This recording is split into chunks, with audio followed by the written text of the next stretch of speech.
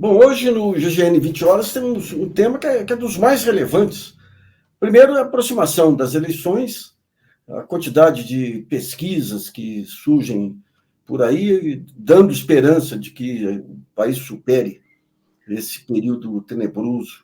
Aí, e outro, essa questão das ameaças à democracia que podem permanecer mesmo com derrota de Bolsonaro aqui. Aliás, eu estou na minha cidade aqui, Poços de Caldas, que já foi uma cidade moderna, digamos assim, em outros períodos. Impressionante como o bolsonarismo se infiltrou por todos os poros da. Eles conseguiram realmente entrar.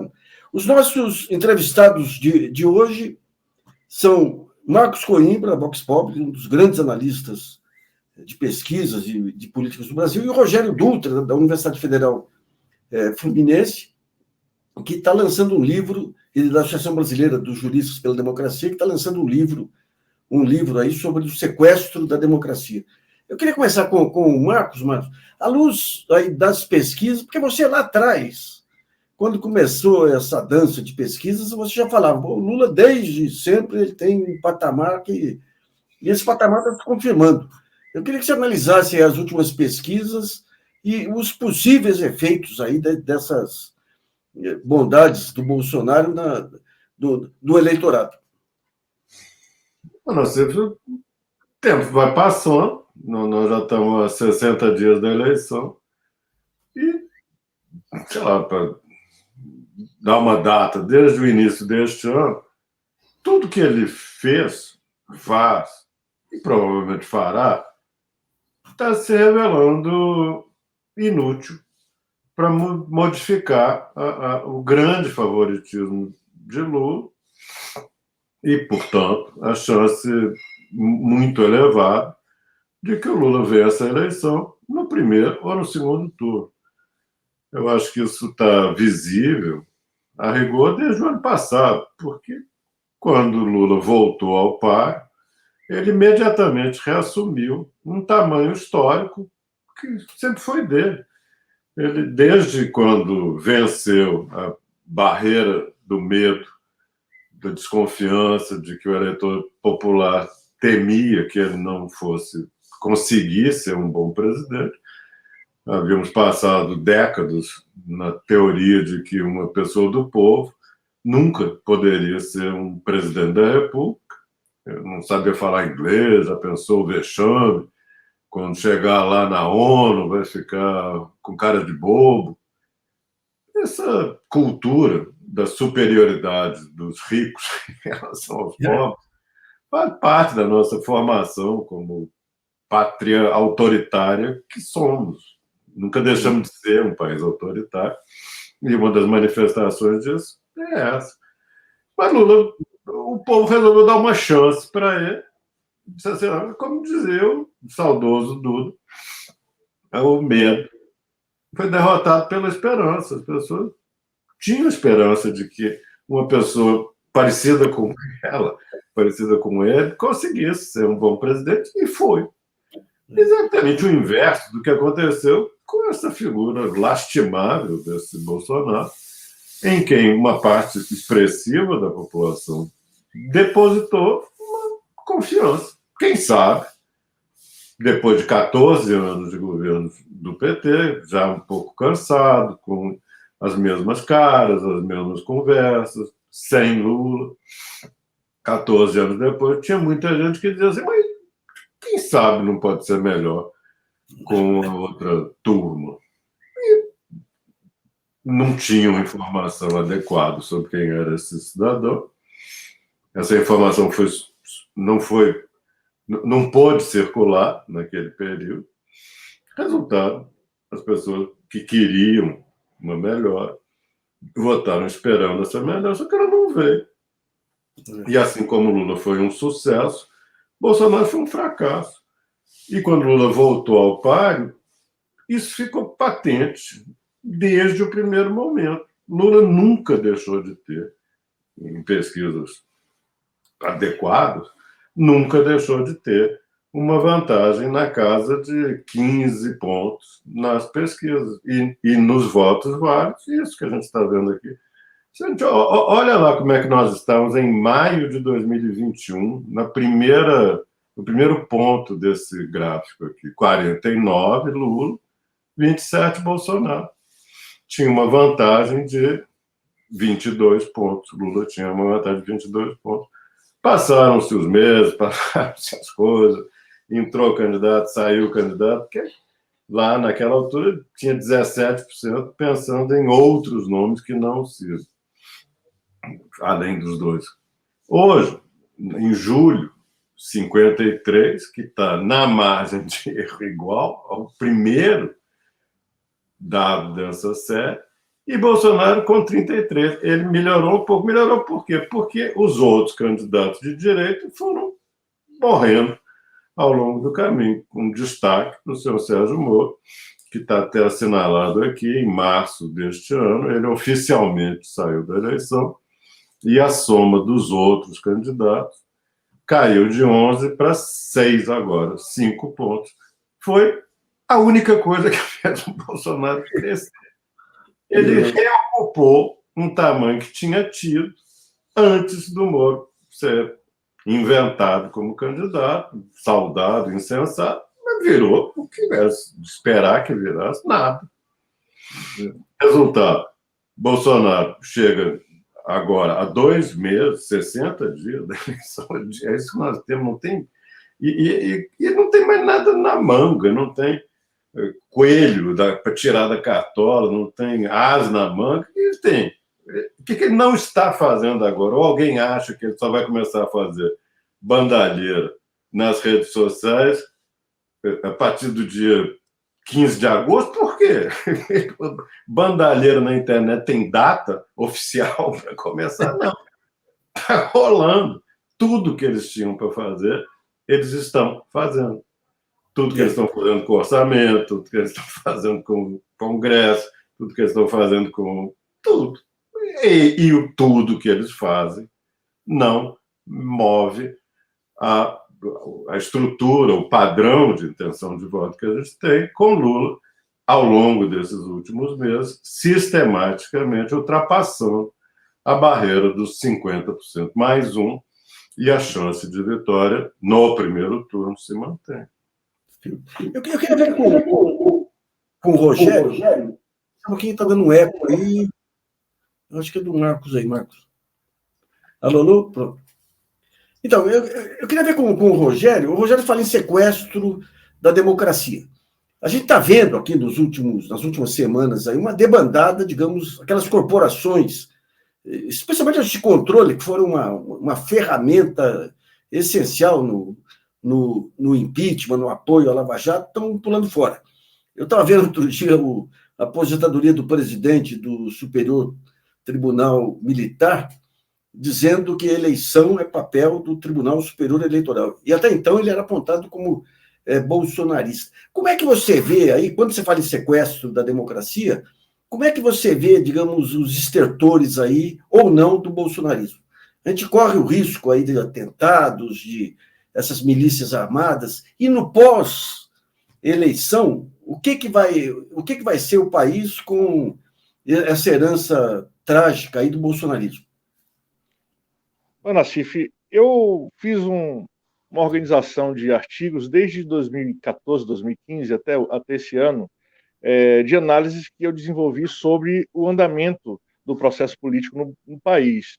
E desde aquela época, a gente já notava o desenvolvimento na sociedade civil de movimentos que, de alguma forma, flertavam com métodos de caráter fascista. A gente não pode afirmar que naquela época já existia, vamos dizer assim, o desenvolvimento de grupos fascistas na grande população, né, ou na grande classe média, mas certamente a raiz do problema a gente já podia identificar com clareza naquele momento, né? E quando eu falo de sequestro da democracia, eu estou me referindo em especial ao processo de desagregação da ordem institucional, especialmente a partir do impeachment da presidenta Dilma Rousseff, em 2016. Né? E, obviamente, na segunda parte do livro, inclusive, trato detalhadamente do nascimento e do desenvolvimento político da Lava Jato como uma operação que tinha como objetivo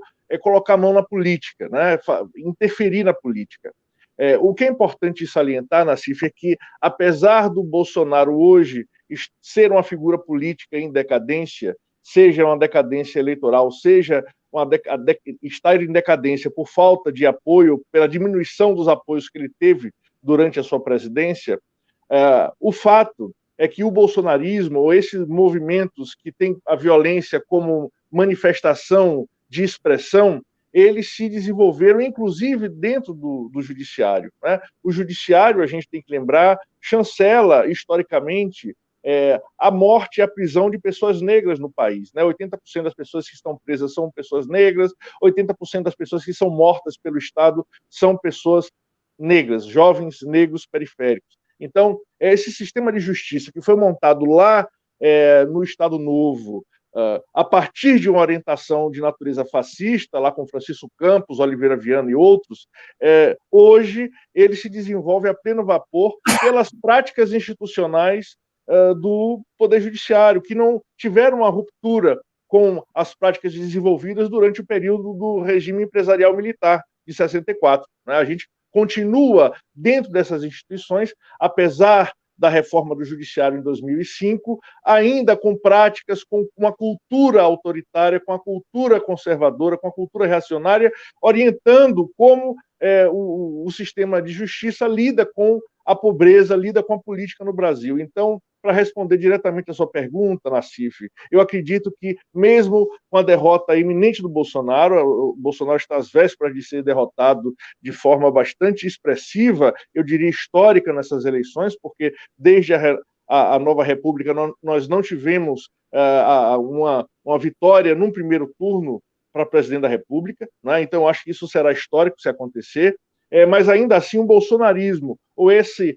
fascismo societal, ele permanece. Ele foi saindo do armário, especialmente ali em 2013, quando o Aécio, em 2014, não reconheceu o resultado das eleições, da reeleição da Dilma, e ele vem se desenvolvendo e conseguiu uma articulação e uma densidade com esse movimento das redes sociais aí que o Bolsonaro conseguiu se aderir a partir de orientações externas, né, do Steve Bannon, etc., e hoje esse é um problema que nós teremos que enfrentar nos próximos anos, Nassif. Esse problema veio para ficar, né? Esse pessoal não será desmobilizado. Eu já tenho monitorado outros movimentos de extrema-direita, reacionários, que querem ocupar o lugar da família Bolsonaro na emulação aí desse pessoal, né?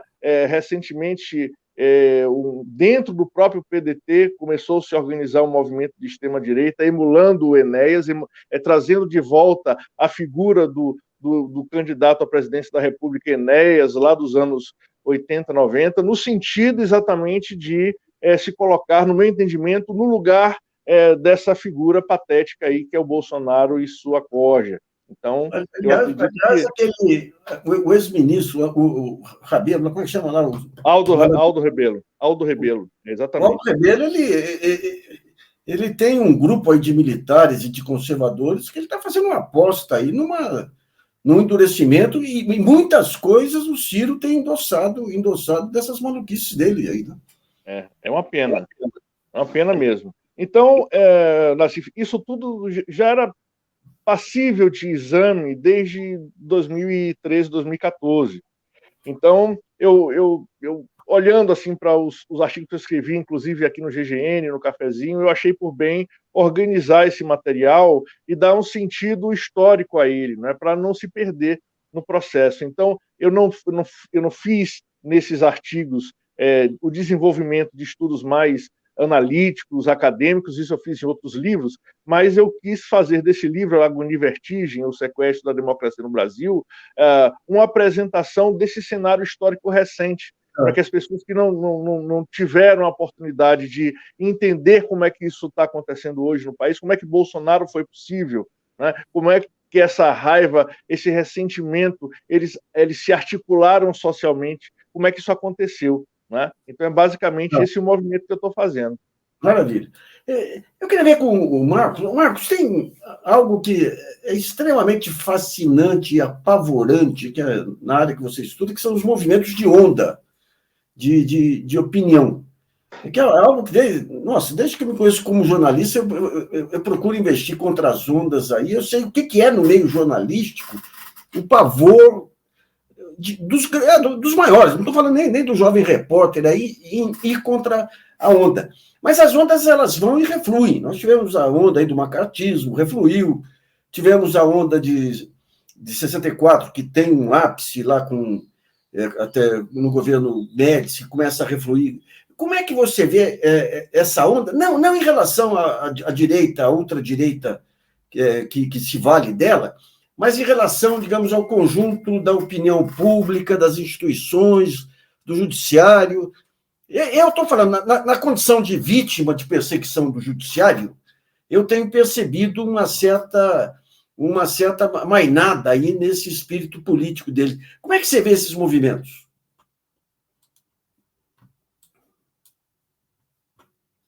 Está sem som.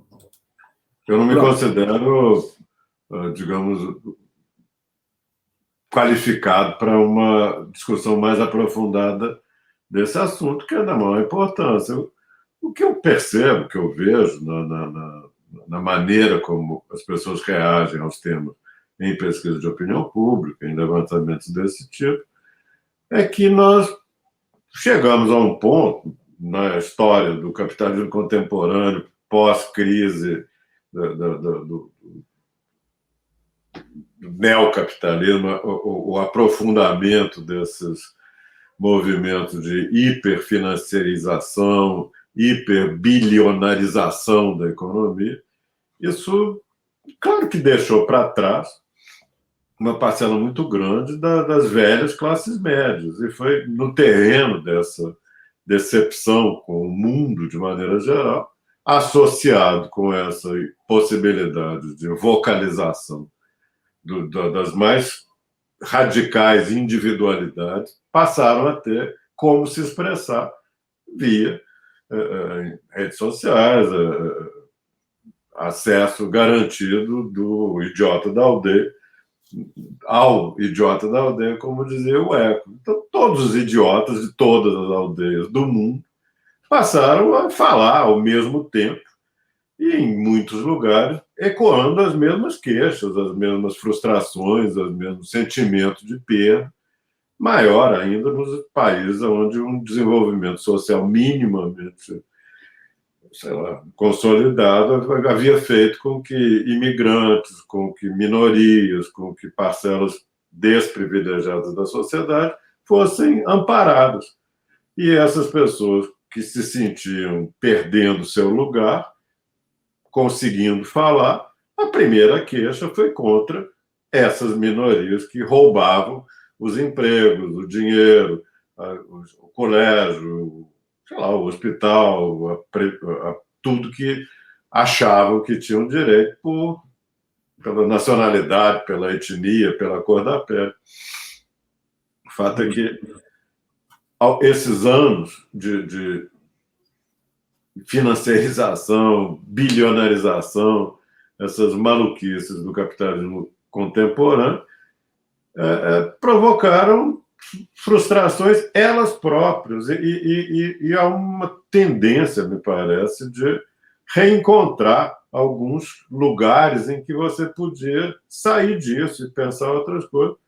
A gente olhar os números da eleição brasileira hoje, nós estamos falando de uma vantagem de Lula da casa de 20 pontos, como destacou a Folha de São Paulo, como se ela fosse assim, um registro aritmético. Assim, Lula tem 18 pontos. É óbvio que não era a manchete. A manchete da Folha, não sou jornalista, mas me permito ter uma opinião sobre isso, era: pesquisa confirma chance de vitória de Lula no primeiro turno. Claro. Essa que era a notícia. Claro. 18 pontos, 17, 19, qual que é a importância? A importância era o significado desse número. Esse número significa isso. Hoje, a 60 dias da eleição, mais uma pesquisa confirma que Lula tem chance de ganhar no primeiro turno. com uma vantagem de 18 pontos, mas pode ser 17, pode ser 19, pode ser 20, não faz a menor diferença o número. O relevante é o que a pesquisa expressa. E se a gente olhar o que aconteceu no continente nos últimos anos, houve um conjunto de vitórias quase em todas as eleições que tivemos no continente nos últimos 4, 5 anos, viram a vitória de uma, vamos dizer assim, a velha social-democracia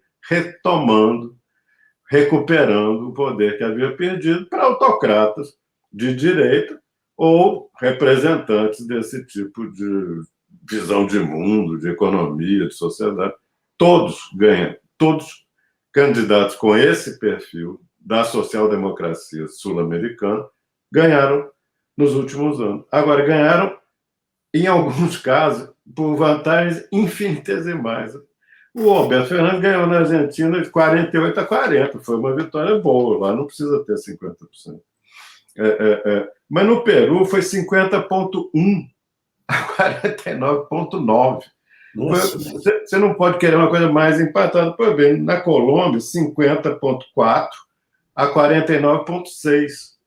Nós estamos falando de sociedades muito tensionadas por dois blocos muito diferentes. No Chile, o Boric ganhou por 10 pontos, 55-45. E vai por aí afora. No Uruguai, 51-49. No Paraguai, 47-43. Eleições muito disputadas por esses dois modos de organizar a sociedade, pensar os países, os povos e assim por diante. Pois bem, Lula está com cara de que vai dar uma surra no Bolsonaro. E essa surra vai ter um efeito global da maior importância, que vai mostrar que um senhor já de 70 e tantos anos, que foi um bom presidente e que conseguiu agora costurar um acordo político de extrema competência, costurou esse acordo, ainda está em curso o conjunto da construção política que o Lula está fazendo. Pois bem, uma candidatura assim tem chance de derrotar um dos principais expoentes desses autocratas de ultradireita que surgiram pelo mundo afora. A vitória do Lula, o tamanho da vitória que ele pode ter, vai ser um alento para os democratas, para as democracias do mundo inteiro, porque vai mostrar isso.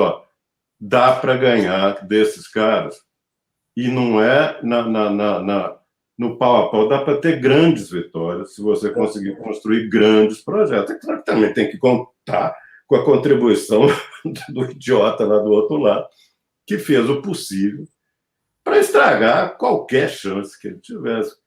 Que é mais do que ele fez nessa reunião dos embaixadores, mais ridículo do que aquilo, não tem jeito de ser. Então é isso. Também essas lideranças de direita que surgiram, esses autocratas que surgiram no mundo afora, são personalidades políticas, são lideranças de baixíssimo nível, baixíssima qualidade. E é óbvio que isso ajuda a que elas possam ser removidas, vamos dizer, rapidamente. Bolsonaro só ficou 4 anos porque a elite brasileira achou que ia ganhar dinheiro com ele e ganhou pra caramba. Porque normalmente era para ele ter sido tirado cedo, todo mundo estava vendo o que ia virar o governo dele, e isso que virou. Isso. Eu queria pegar um ponto aí. Queria pegar um ponto com o Rogério. Aí, Rogério, a gente falou de ultradireita, o Marcos mostrou aí o ridículo dessa ultradireita, mas nós temos um ponto que não foi resolvido, que é o fracasso do modelo democrático ocidental. O próprio Lula agora está montando um baita de um acordo político, mas você não sabe até que ponto que esse acordo político vai ajudar a remover os principais empecilhos aí para o desenvolvimento social e tudo. Ao mesmo tempo, você tem esses grupos de direita que emergem aí, seja através do Steve Bannon, através do russo lá, que eu esqueci o nome agora aqui, o Dugin, né? Uhum. E do próprio Ciro Gomes, aí, do próprio aquele projeto militar aí que foi apresentado, que é algo bem autocrático. Hoje até eu escrevi um artigo sobre o mundo fantasioso do Ciro Gomes, que ele monta um projeto que não tem política no meio. Ué, sem política, eu monto, aqui eu salvo o Brasil, aqui, e um dia eu salvo o Brasil sem política, né? Então, daí me ligaram falando de um debate do Roberto Mangabeira Unger, que propõe a democracia direta. Quando você pega os militares, eles propõem, o pessoal do Aldo Rebelo, eles propõem uma super instituição acima das demais instituições para fazer valer os grandes valores, que é um modelo chinês sem a inteligência estratégica chinesa, né? Como é que você vê esses grupos de direita mais ideológica? Você tem a direita troglodita do Bolsonaro e tem essa direita ideológica. Como é que você vê o espaço deles? Porque o Lula também essa vitória do Lula vai trazer um conjunto enorme de expectativas que a situação econômica não vai permitir atender de imediato, né? Então, como é que você vê o desenvolvimento desses grupos de direita, tipo esses que estão se aproximando do PDT e outros aí, Rogério?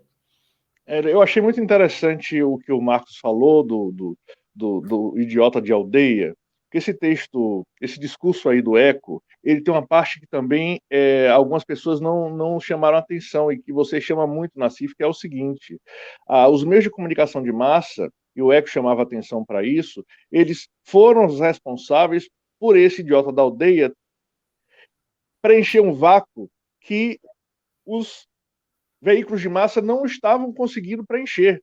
Né? Então, faltou análise, faltou abertura, faltou democratização, e o Bolsonaro é um exemplo clássico disso. Né? O Bolsonaro, até 2017, ele não era uma liderança capaz de galvanizar esse descontentamento e esse rancor, esse ressentimento fascistas que estavam ali latentes. Isso foi possível porque os meios de comunicação de massa permitiram que esse idiota aparecesse. Né? Então, nós temos aqui outros grupos se articulando. Essa ideia de democracia direta fizeram isso lá nos anos 20 do século passado. Né? Vai dar ruim, vai dar em ditadura. Né? Claro. Os próprios liberais e os sociais-democratas sérios, como, por exemplo, o grande jurista austríaco Hans Kelsen, propôs o Kelsen nos anos 20 que não adianta jogar a democracia liberal pela janela, né, para colocar no lugar um governo autocrata ou então um governo de corporações, um governo corporativo, que era o desejo aqui dos corporativistas, tipo Manuelesco na Itália e o próprio Oliveira Viana aqui no Brasil. Então, o que é que o Kelsen propôs? Vamos instituir, dentro de uma lógica constitucional de democracia social, né, liberal, instrumentos de democracia direta. A nossa Constituição ela tem esse perfil. Né? Ela é uma Constituição social-democrata com vários instrumentos de democracia direta. Né? Referendo, plebiscito, iniciativa popular. Então, a gente tem elementos de democracia direta para que a população não se sinta desprestigiada no processo do exercício da soberania popular de forma direta. Agora, uma outra coisa é uma democracia plebiscitária. Né? Uma outra coisa é você achar que você pode fazer democracia sem a mediação das instituições, sem eleições, sem partido, sem parlamento, sem divisão de poderes, contrabalanço de poderes. Isso não funciona. Tá? E, obviamente, não sou eu que estou dizendo, tem uma literatura clássica que afirma isso, começando, por exemplo, pelo Max Weber. O Weber já dizia, lá em 1918, que a função do parlamento não é produzir leis, a função do parlamento é colocar limites ao exercício do poder executivo. Né? A função do parlamento ela é política, ela não é legislativa propriamente dita.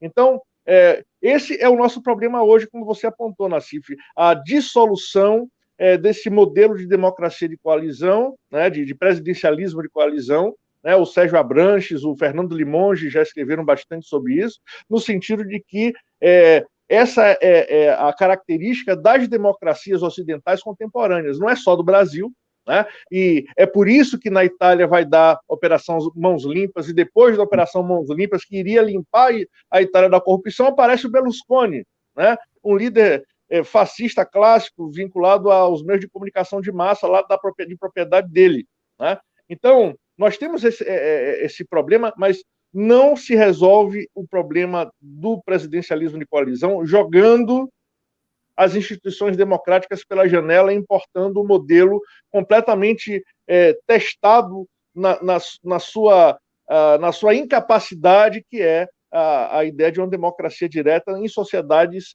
complexas como as nossas, né? Eu acho uma coisa completamente estapafúrdia, né? E, obviamente, que está vinculada ideologicamente a uma perspectiva autoritária e fascista. A gente tem que lembrar que o grande jurista do século XX, que deu aso ao desenvolvimento da teoria de uma democracia substancial, ou seja, uma democracia sem instituições, foi o Carl Schmitt, que né, estendeu o tapete vermelho para o Hitler conseguir se transformar num ditador autorizado pela Constituição de Weimar em 1933. Então a gente já tem assim, o histórico de como isso dá errado. A gente não precisa repetir.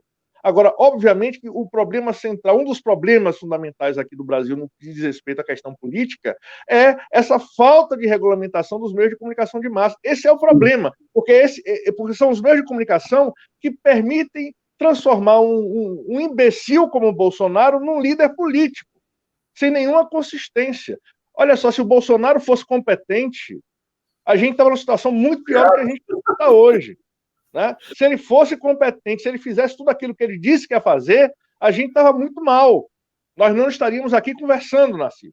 Então a gente tem que ter cuidado com isso. Os meios de comunicação de massa não vão dar uma guinada à consciência racional, democrática, social. Isso não vai acontecer. Quem tem que fazer isso somos nós nas ruas e, obviamente, fazer pressão num governo que vai ser um governo muito complexo, né? O governo Lula, né? O Lula sendo eleito e tomando posse, o governo Lula vai ser um governo com muita complexidade e nós vamos ter que fazer pressão em cima dele para poder puxar o governo para a esquerda, para puxar o governo para iniciativas de transformação como a gente deseja. Mas certamente, Nassif, como você disse, não será um governo fácil, porque o Lula está fazendo o que ele fez durante o governo dele, que é colocar todo mundo debaixo do guarda-sol. Todo mundo está debaixo do guarda-chuva. Só quem não está debaixo do guarda-chuva do Lula é o Bolsonaro. Por isso que ele está isolado, né? Então a gente está numa situação realmente de transição e teremos que enfrentar, em termos sociais, Nassif, o problema do fascismo no país. Esse veio para ficar. As pessoas saíram do armário, não tem mais pudor, e a gente vai ter que encontrar um caminho de recuperação de uma cultura, de uma sociabilidade democrática, vamos dizer assim. Tá certo.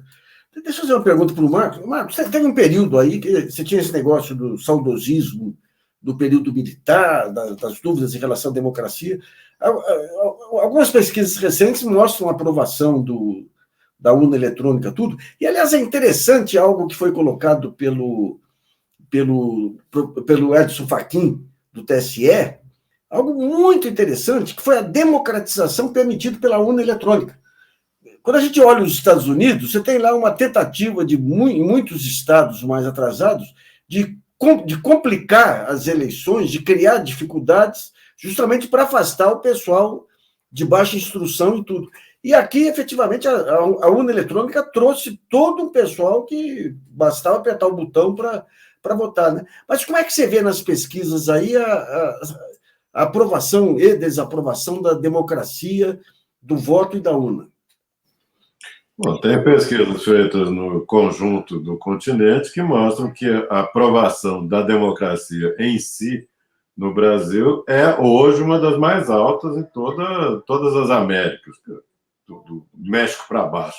Nós temos hoje uma taxa de aprovação da democracia crescente e elevada. Então, tem a ver com isso que você está falando. Eu acho que tem a ver, em grande parte, com esses 14 anos de governo do PT, porque foram anos de convivência democrática tranquila, em que as pessoas perceberam que era possível, na democracia, melhorar, o país crescer, as pessoas terem empregos melhores, sei lá, vida melhor de uma maneira geral. Eu acho que o sucesso da governança do PT nesses 14 anos ajudou. E uma das causas dessa enorme persistência da imagem do Lula tem a ver com isso, com o que objetivamente as pessoas pensavam. E tem, na verdade, não tem nada a ver com dinheiro, estrito senso. É com muitas outras coisas em que, às vezes, o dinheiro é apenas um símbolo.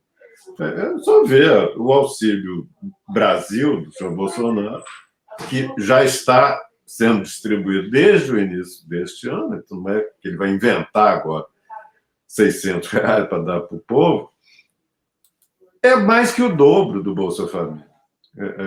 E, no entanto, nós já fizemos pesquisa sobre isso, as pessoas, claro que elas preferem ganhar mais, mas elas viam o Bolsa Família como alguma coisa que mostrava que um governo podia ter sensibilidade para suas necessidades. Então, eu acho que nós temos hoje uma perspectiva de retomar uma convivência democrática.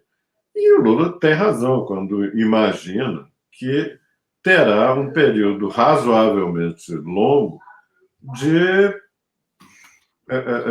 tolerância do conjunto do país para que os primeiros resultados possam começar, porque todo mundo sabe que do jeito que nós estamos, e eu acho que ninguém vai esperar que no dia 2 de janeiro comece a ter melhor.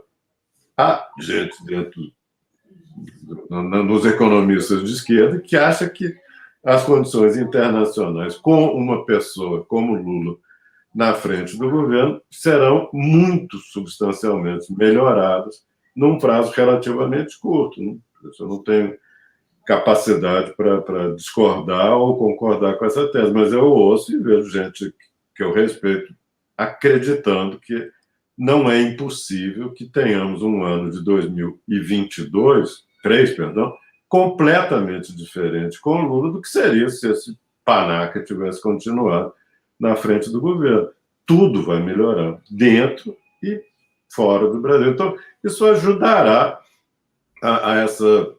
ao lastreamento desse sentimento de que não dá certo esse tipo de discurso, esse tipo de comportamento, esse tipo de gente. E isso ajuda, claro, na consolidação da democracia. Eu concordo totalmente com o que o Rogério falou. Nós continuaremos a ter uma direita significativa no Brasil, não essa do Bolsonaro. Porque essa, circunstancialmente, o apoia porque é o representante do campo no qual essas pessoas se situam em termos de valores, em termos de contravalores, em termos de amigos e de adversários. Então, essas pessoas hoje apoiam o Bolsonaro com enormes críticas. É só ver a avaliação do governo do Bolsonaro entre bolsonaristas. Ele tem lá alguma coisa como 5% a 6% que diz que está tudo bem no Brasil. Agora, 95% dos bolsonaristas são muito críticos com relação ao que está acontecendo no país. A imensa maioria dos bolsonaristas não acha que esse cara é um bom governante. Votará nele, porque é o tal do que lado que eu estou, mas não aprova. Eu acredito que Bolsonaro, o cidadão Jair Bolsonaro e sua curriola, no dia 3 de outubro, se der tudo certo, já começa a diminuir. Bolsonarismo vai começando a ficar fraco. Mas alguém vai assumir, alguém provavelmente mais qualificado, alguém com uma formação melhor, intelectual, e que não seja uma coisa ridícula igual o Bolsonaro, mas haverá uma direita no Brasil daqui para frente. Na verdade, sempre houve. Não nos esqueçamos que a maior vitória eleitoral que o Lula já teve na sua vida foi, nessa vitória, 40% do eleitorado não votou nele. Foi contra o Alckmin em 2006. Ele venceu com quase 60%, o que possivelmente ampliaria agora se houver segundo turno. No primeiro turno é quase impossível imaginar mais de 20 pontos de frente, mas digamos que sempre houve algo perto de 40% da sociedade brasileira que não votou nele, não votou no PT, num momento muito bom. Claro que tinha havido mensalão no ano anterior, mas o Lula estava pronto para ganhar com uma larga margem. E quando governou, foi aprovado por uma larga margem. Mas votar que é bom, 40% da sociedade brasileira não votou. Então, para que lado que irá agora, não sei, mas que haverá uma direita organizada, haverá. Não com Bolsonaro, não com esses milicos de piada que estão em torno dele. Eu queria ver com o Rogério como que ele vê a participação de alguns personagens que emergiram politicamente aí, as milícias, que se a gente for mostrar claramente o que é o bolsonarismo, são as milícias, o restante são adesões que ele conseguiu com o tempo. Mas esses clubes de caça e tiro que surgem aí com a população armada, e sem querer colocar no mesmo balaio, mas a questão dos evangélicos também. Como é que eles vão se comportar, você acha, aí, com a derrota do bolsonarismo? Olha, as milícias, Nassif, estão muito bem, obrigado, né? Elas se desenvolveram não só no Rio de Janeiro, mas em vários estados do país, se não todos.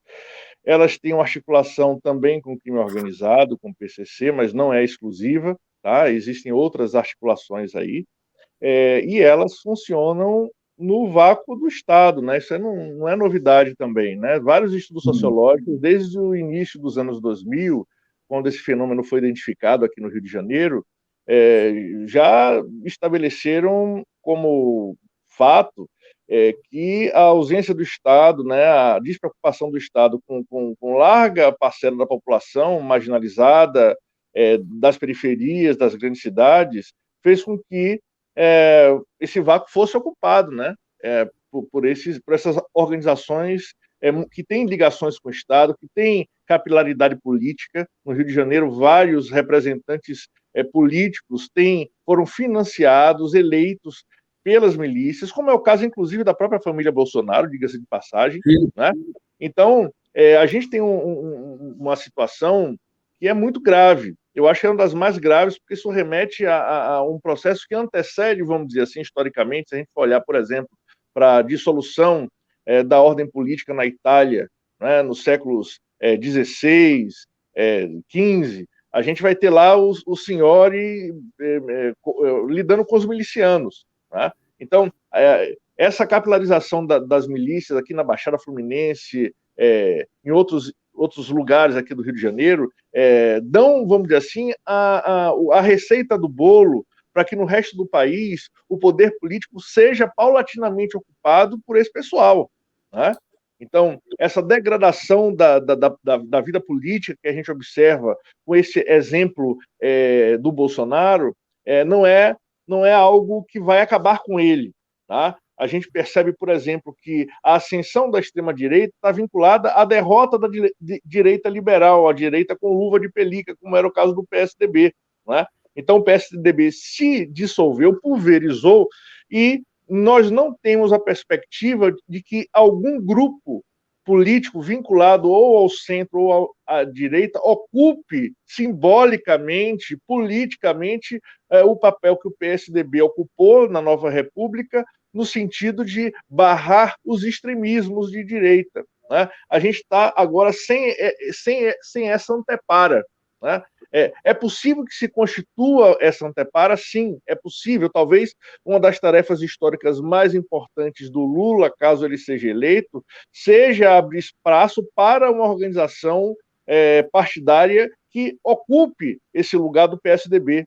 Né? Talvez o PSD do Kassab, eu não sei, mas eu acho que esse é um caminho necessário, porque se esse vácuo continuar, né, a extrema-direita cresce, e ela cresce com o apoio das milícias, e aí a gente está numa situação realmente muito preocupante, muito preocupante. Né? Eu acho que a nossa experiência com Bolsonaro, espero que seja breve, né, que acabe agora em outubro, a nossa experiência histórica com Bolsonaro é um olhar pela janela das possibilidades negativas que o Brasil pode vir a constituir no futuro. Então, a gente tem que estar muito atento a essa situação. e entender, por exemplo, que talvez o governo Lula não seja esse governo de grandes reformas, de grandes guinadas à esquerda, muito pelo contrário, seja um governo que possibilite a recomposição de um caminho de civilização para além desse momento histórico. Eu acho que essa será a grande contribuição de Lula, né? Se ele conseguir fazer isso, a gente já está numa situação muito interessante, né? Mas... Eu estava lendo outro dia um artigo do Gabeira, que o Gabeira, como um seguidor do Serra, o Serra ele tinha um pacto da família, que todo seguidor dele tinha que ser um rancoroso destruidor de inimigos e tudo. E o Gabeira cumpriu esse papel. Mas ele faz um artigo a semana passada, não essa semana ainda, interessante, onde ele fala dessa questão do grande pacto nacional, União Nacional. Ele não fala do Lula ainda, mas fala das forças sociais, conversando, sem buscar culpar os responsáveis pelo bolsonarismo e tudo aí. Mas é interessante porque o bolsonarismo, o fantasma do bolsonarismo vai ser o grande fator de aglutinação dessa direita, desse pacto social. Mas o que você fala mostra o papel extraordinariamente deletério do José Serra e do Aécio Neves, o Fernando Henrique pela ausência, e os dois pelo ativismo de ódio aí, alimentando e sendo alimentados por uma mídia que perdeu o rumo totalmente, né? Totalmente. Então, esse discurso, essa reconstrução de uma centro-direita aí... Agora, o Brasil... Eu pergunto para o Marcos Coimbra também. O Brasil também, assim como a Europa, os Estados Unidos, ele está numa carência de lideranças também, mas muito grande, né? Houve uma dissolução de gerações inteiras aí para... Como é que você vê, Marcos, essa questão da reconstrução de um jogo democrático não radical com os políticos que temos hoje aí? Vejo com ceticismo, Nassif, porque, de fato, ao longo desses anos, o PSDB foi abrindo o caminho, o PSDB e seus satélites no sistema político, foi abrindo o caminho para isso que aconteceu em 14, 15, 16 e 18, especialmente. Foi o PSDB que abriu essa porta quando foi incapaz de se reinventar frente a consolidação do PT como o principal partido do país e as lideranças do PT como as mais respeitadas, mais queridas, mais aprovadas. Você já escreveu muito sobre os baixos sentimentos do ex-presidente Fernando Henrique Cardoso, a inveja profunda que o levou a um grau de oposição que não fazia o menor sentido. Em nenhum país civilizado, ex-presidentes entram em campo para ficar falando mal dos adversários. Tem um certo respeito pelas regras do jogo e pelas pessoas que votaram. As frases do Fernando Henrique sobre esses nordestinos que elegeram os comunistas. Eu lembro na crise do mensalão que vieram em favor da governabilidade. O Sarney, Itamar, Fernando Collor, e o único que se manteve ausente foi o Fernando Henrique.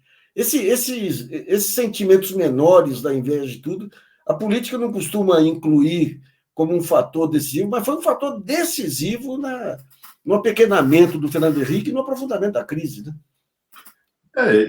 E acho que não tem ninguém que pudesse ter controlado essa onda, voltando à sua imagem, essa onda de ódio que varreu a sociedade, a opinião pública brasileira. Quem melhor poderia ter se colocado para, sei lá, organizar as ideias, contribuir para que todo mundo visse com clareza o que estava acontecendo? Era o Fernando Henrique, porque ele tinha sido preservado pelo conjunto das elites como figura notável.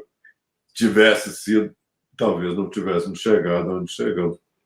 Mas, enfim, fato é que agora, nesse governo do Bolsonaro, essa porta foi aberta outra vez. Tivessem tido a coragem de tirar o Bolsonaro, teria apenas repetindo, nós vamos fazer uma outra vez um impeachment assim, por razões políticas e não técnicas, porque já tinham acabado de tirar a Dilma inventando uma razão, tirasse o porcaria do Bolsonaro, mesmo que tivesse que inventar uma razão, apenas para poder dizer assim, foi um erro, erramos lá, erramos aqui, agora vamos começar de novo. É isso. A direita poderia ter se preparado para essa eleição, provavelmente ia perder para o Lula, porque o Lula é o Lula, mas teria saído da eleição como uma figura nova. Ficaram inventando quem fosse derrotar o Lula, o que era praticamente impossível. Tivesse pensado logo, vamos nos preparar para o futuro, porque 22 é hoje, 26 é daqui a pouco. Vamos ter gente nova para que nós possamos oferecer à sociedade brasileira outros nomes, que não seja o velho PT de guerra, que está aí para ganhar a eleição, enquanto não houver uma alternativa minimamente respeitável, ou uma figura como o Bolsonaro. Então, era preciso que tivessem tido a coragem de, desde 2000, sei lá, final de 2019, já estava na hora de ter tirado esse cara. Para eles, não estou falando assim, pensando do ponto de vista da esquerda, não é o caso, era pensando do ponto de vista da direita. A direita, assim como errou na candidatura, em algumas outras candidaturas, aí não vamos entrar nessa discussão, mas agora, em 2000, agora perante o Bolsonaro, teria sido muito mais salutar para esse processo de criação de uma alternativa civilizada. Poderia estar nascendo no dia 2 de outubro. E, ao contrário, o melhor nome está se revelando a da senadora Simone Tebet. Só que ela, do ponto de vista de curto prazo, não quer dizer nada, e não teve como se tornar alguém com visibilidade para o conjunto do eleitorado brasileiro. Não vou dizer que seja uma pena, mas que é mais uma oportunidade que se perdeu da direita se renovar e apresentar alguma coisa que não seja um troglodita de ultradireita. Aliás, uma boa dica aí dessa terceira via aí, começar a ser ocupada pela Simone Tebet, né? Porque os nomes que lançaram aí, francamente, Dória, Huck, o Mandetta, nossa senhora, Simone Tebet é articulada,